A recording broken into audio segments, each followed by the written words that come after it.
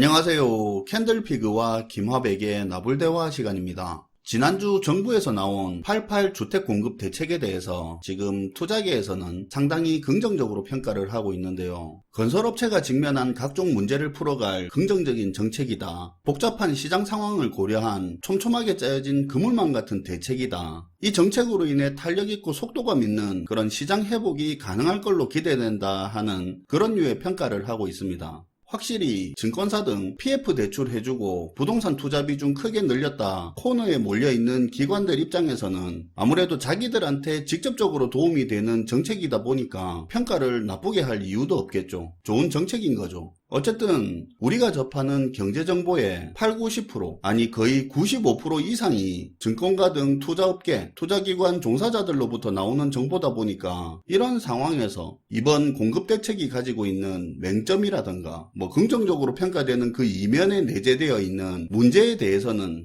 잘 다뤄지지 않는 것 같은데요. 실제 기사를 찾아봐도 형식적으로나 좀 다르고 잘 없더라고요. 기득권을 위한 대책이니 뭐니 하는 그런 정치적 논란거리로만 그냥 소진이 되고 있는데요. 경제 전문가들에게서 이번 정책에 대한 경제적 관점에서 좀 다양한 목소리나 의견이 나오면 좋을 텐데 좀 편중되는 모습이 나오는 건 아쉬운 것 같습니다. 사실 국민들도 관심이 없고요. 아무튼 그런 차원에서 이번 공급대책 내용에 대해서는 많이들 아시니까 그 부분에 대한 구체적인 이야기는 생략하고 이번 정책이 가지고 있는 의미에 대해서 한번 생각해보는 시간을 가져보도록 하겠습니다. 반갑습니다, 김화백님. 네, 안녕하세요. 지난 영상에서 88 주택 공급 대책에 대해서 내용을 다뤘는데 오늘은 이 정책이 담고 있는 실질적인 목적에 대해서 한번 생각해보는 시간을 가져볼까 해요. 명목적이든 어쨌든 정책의 공식적인 목적은 있잖아요. 네. 공식적인 목적은 다 있겠죠. 주택 공급 대책이라는 정책 타이틀처럼 주택 공급 자체가 부족하니까 빠른 공급 확대가 시급하다는 거고 모든 논리가 이걸 뼈대로 해서 구성돼 있죠. 근데 오늘은 그걸 말하고자 하는 건 아니고요. 국민들도 이상하다고 느낄 정도로 정부가 왜 이렇게 주택 공급에 대해 집착하고 긴박하게 추진하는지 그 부분을 같이 한번 생각해보자는 겁니다. 정치권에서 말하는 것처럼 현 정권이 단순히 PF 문제 때문에 부동산 띄워올리기에만 급급하다고 하기에는 사실 여러분들도 뭔가 퍼즐이 완전히 다 안 맞는 것 같은 그런 부분이 있기는 하잖아요. 좀 그렇긴 하죠. 부동산 PF 사업장들 사업성 올리고 그리고 처분하는 사업장도 손실을 줄여야 하니까 주택시세를 억지로 끌어올리려는 그런 의도야 있겠지만 또 한편으로는 서울 수도권 일부 지역이긴 해도 과열 이야기 나올 정도로 반년 동안 생각보다 너무 빠르게 올라서 정부 당국에서도 좀 당황하는 부분도 없지 않아 있기는 하잖아요. 올리긴 올리더라도 이렇게 너무 빠르게 오르면 또 민심이 나빠지잖아요. 맞아요. 그런 상황인데 부동산 과열에 더 불을 지필 만한 그런 정책들이 굉장히 조급한 것처럼 내놨단 말이에요. 단순히 집값 띄워 올리기 목적으로 한다고 하기에는 뭔가 좀 빠진 것 같은 그런 느낌이 있기는 있죠. 네. 그래서 그 이야기를 좀 할 텐데요. 우리가 이번에 나온 88 주택 공급 대책에서 덩어리 큰 대책을 보면 크게 세 가지로 볼 수 있습니다. 먼저 첫 번째로 그린벨트를 해제하는 거예요. 사실 다들 잘 아시는 것처럼 주요 메인이 되는 지역은 강남이고요. 그리고 두 번째는 수도권 공공택지에 조기 착공하면 미분양을 없애주겠다는 겁니다. 무슨 말이냐면 민간 건설사에서 내년까지 아파트 착공에 딱 들어가기만 하면 나중에 준공 후 미분양이 발생하더라도 22조 원까지는 LH에서 다 사주기로 한 거죠. 그리고 이제 마지막으로 세 번째는 신축 빌라를 빌라 시장이 살아날 때까지 무제한으로 매입하겠다는 내용입니다. 일단 신축 빌라를 빠르게 매입해서 정부가 임대주택 공급을 확 늘리겠다는 거죠.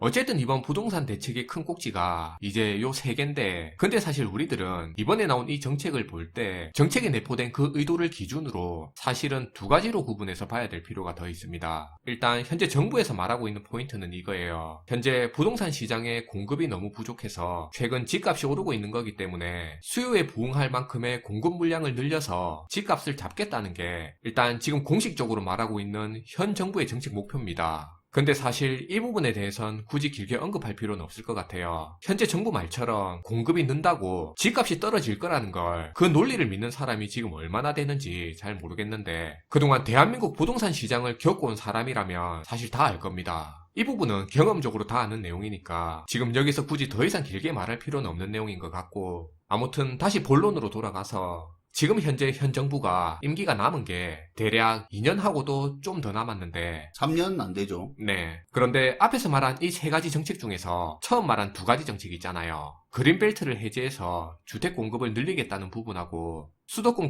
공공택지에다가 민간 건설사들 조기 착공할 수 있게 유도해서 주택 공급을 늘리겠다는 대책이요. 여기에 만약 미분양 나면 다 매입해 주기로 했잖아요. 한번 생각해 보세요. 근데 이 두 대책 같은 경우에는 실제 현 정권 임기 내에는 정책 효과를 발휘하기가 힘든 대책이라고 볼 수 있습니다. 그린벨트 해제하고 택지 조성해서 건물 짓고 하는 건, 그래서 최종적으로 주택을 공급하는 건 차기 정권 임기 내에도 끝내는 게 쉬운 일이 아니고요. 당장 내년까지 착공 들어간 아파트들 다 짓는데도 아무리 짧게 잡아도 최소 2년에서 3년은 걸린단 말이에요. 나중에 나라의 미래를 위해서 국가의 부동산 시장 안정과 10년, 20년 뒤에 수도권 주거 안정을 위한 대책이라고 한다면 그건 제가 잘 모르겠습니다. 하지만 어쨌든 분명한 거는 두 대책 같은 경우에는 정책의 특징상 이번 정권의 임기 내에 마무리 지어서 주택 공급이라는 그 정책 효과를 보기에 사실 힘든 정책이라는 건 분명한 사실이에요. 그럼 임기 내에 공급 효과도 보지 못할 이런 사업을 왜 시작했냐, 그렇게 물을 수도 있잖아요. 일부에서는 그 이유로 이렇게 얘기하는 데도 있더라고요. 기득권층에다가 어떻게든 다 챙겨주려고 하다 보니까 이번같이 말도 안 되는 온갖 정책들이 다 동원된 거라고요. 근데 이런 정치적인 생각들은 우리가 일단 싹 빼고 배제하고 보자고요.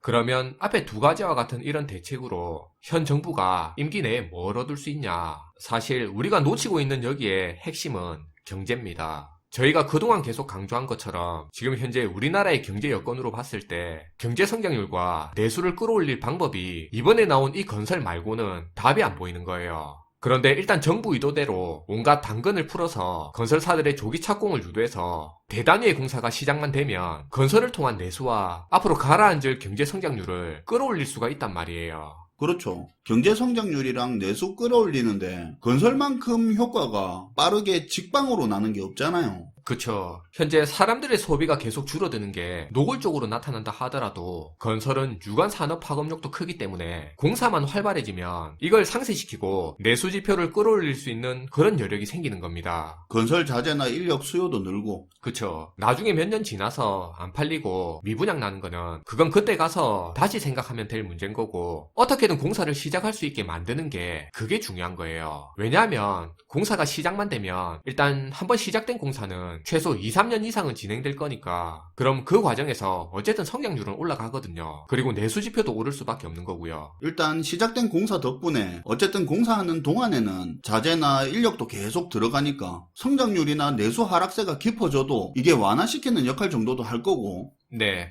미분양 난 거 매입해줄 여건이 되고 말고는 그건 나중 얘기인 거죠. 지금 생각할 고민이 아닌 거예요. 그런데 어쨌든 착공해서 시작만 하면 내수 지표랑 성장률에 있어선 그건 현 정부에서 분명히 가져갈 수 있는 과실인 거고요. 그래서 제가 개인적으로 봤을 때 실제로 앞에 이 두 가지 대책에 대해서는 방금 말한 이 관점에서 접근해 보는 게 더 나을 것 같다는 생각입니다. 그린벨트 택지 조성이나 수도권 공공택지 조기 착공은 공급 효과 측면에서는 임기 내에 효과를 못 보지만 당장 시급한 경제 성장률과 내수 지표를 끌어올리는 데는 효과를 보는 거네요. 그쵸. 그리고 그 다음으로 이제 아파트에 몰린 임대 수요를 빌라로 분산해서 임대가를 낮추겠다는 대책인 빌라 매입 방안. 빌라 시장 활성화될 때까지 서울 신축 빌라를 무제한으로 매입해 주기로 했죠, 정부가. 네, 사실 이 부분에 대해서는 지난 영상에서도 이미 캔들피그님이 자세히 한번 다뤘는데 저도 많이 공감하는 부분이거든요. 이 문제는 아시는 분들은 아시겠지만 지금 부동산 경기 악화로 소형 건설사들이 다 망한다고 하는데, 근데 여기서 망하고 있는 이런 건설사들이 대체적으로 다 자기 지역, 동네에 기반한 빌라 건축업자들입니다. 그래서 지금 각 지역에 있는 신축 빌라 건축업체들이 분양이 안 돼서 엄청나게 다 무너지고 있는 상태란 말이에요. 그런데 문제는 이런 빌라 건축업자들이 건물 짓겠다고 실제로 돈 빌린 데를 보면 대부분이 우리가 흔히 아는 1금융권이라는 이런 시중은행에서 빌린 게 아니고요. 주로 돈 빌린 데가 2금융권 중에서도 개별 새마을금고라든지 단위농협, 신협 등 이렇게 개별 지점으로 독립적으로 운영이 되면서 상대적으로 운영의 투명성도 떨어지고 개수도 엄청 많고 관리감독도 상대적으로 소홀한 그런 지역 단위 개별 조합금융권에서 돈을 많이 빌린단 말이에요.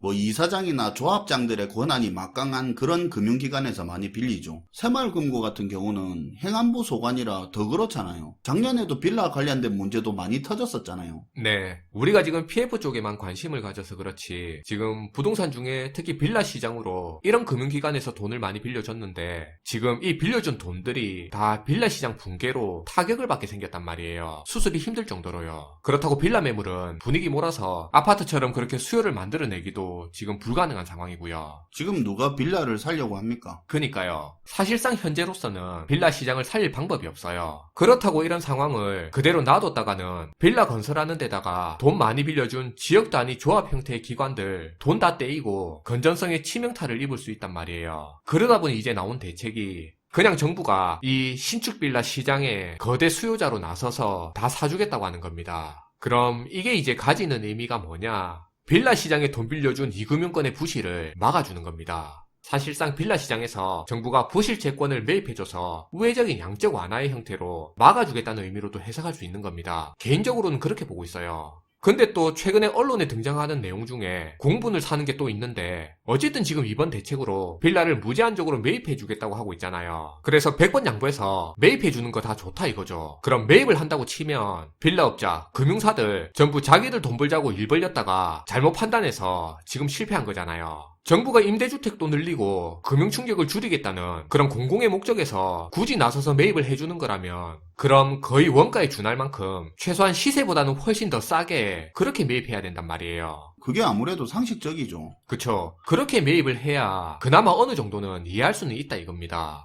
그런데 요번에 지금 나오고 있는 얘기가 뭐냐면 LH인력 102명을 확대 투입해서 신축 빌라 매입에 총력을 기울이겠다는 겁니다. 그러면서 이제 하겠다는 행동이 이런 빌라 매입 과정에서 비싸게 사더라도 책임을 안 묻겠다고 면책 권한을 주겠다는 지금 그런 얘기까지 나오고 있단 말이에요. 왜 면책 권한을 주냐? 정책 실행을 위해서는 LH에서 적극적으로 빌라 매입에 나서야 되는데 직원들이 몸을 사릴 수 있다는 이유입니다. 그런 게 아무래도 있죠.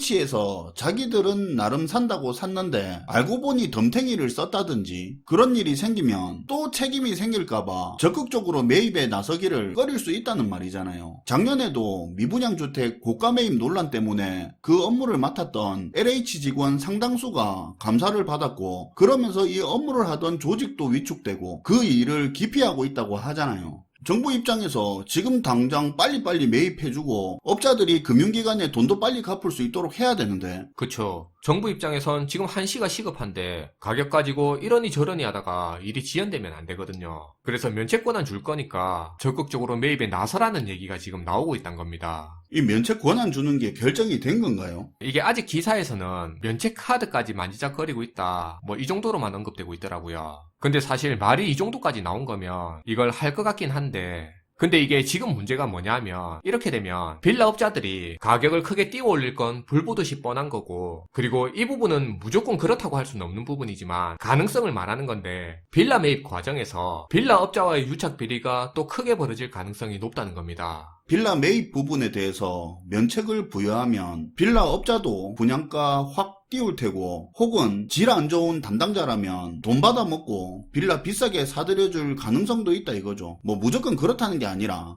네, 사실 예전에도 미분양 주택을 인근 시세보다 굉장히 더 비싸게 주고 사서 논란이 된 적도 있잖아요. 그런 일들이 이번 정책으로 더 크게 확대돼서 벌어질 수도 있는 겁니다. 그냥 이걸 간단하게 얘기하면 공개적으로 그냥 책임 안 따질 테니까 각자 해드세요 하고 그렇게 얘기하는 것처럼 들릴 수도 있는 거예요. 듣기에 따라 그렇게 들릴 수도 있겠네요. 네. 어쨌든 전체적으로 이번 공급 대책을 공급 확대라는 공식적인 목적에서 보면 실효성 관점에서는 이번 대책에 좀 물음표가 붙는 건 맞아요. 그런데 당장 답 없는 경제 성장률이나 내수를 현실적으로 끌어올리는 측면에선 그리고 빌라 시장에 크게 관여된 이금융권의 충격 방지를 하는 차원에서는 이번 정책이 굉장히 다방면으로 고심한 흔적이 꽤 많이 보여요. 다만 문제는 이건 당장 현재 처한 경제 문제를 표면적으로 드러나지 않게 하는 단기적인 처방일 뿐이라는 겁니다. 단기간 약효가 끝난 뒤에는 아픈 증상보다 더 심한 부작용으로 돌아올 가능성이 상당히 높아요. 오늘은 이번 주택공급 대책이 표면적으로 드러내지 않고 있는 숨어있는 효과, 숨어있는 목적에 대해서 이야기를 해봤는데요. 사실 오늘 이 이야기가 주류의 의견도 아니고 공식화된 내용도 아닌 개인적인 생각일 뿐이지만